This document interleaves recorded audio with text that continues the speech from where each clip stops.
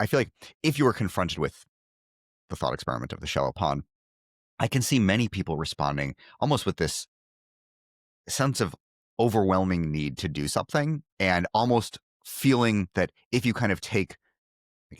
seriously the full force of the argument, that no matter what you're doing, that's never enough, and you can kind of always feel like you need to do more, and that can be extremely overwhelming and either put people off or maybe create some sort of like existential crisis for many people. And so, right, you have to kind of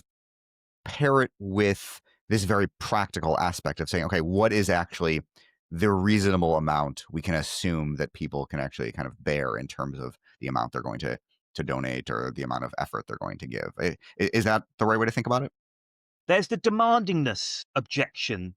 to the drowning child analogy, which is that,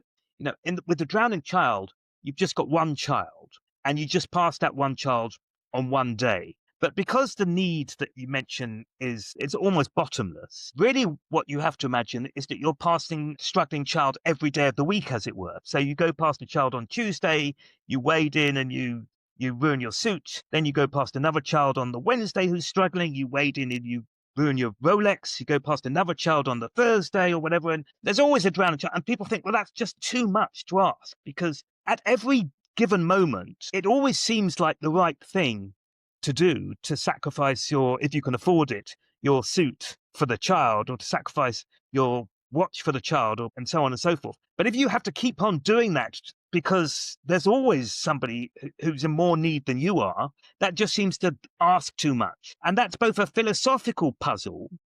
about demandingness, but also psychologically, it's an issue as well. It's just that, as you mentioned, that psychologically people just can't cope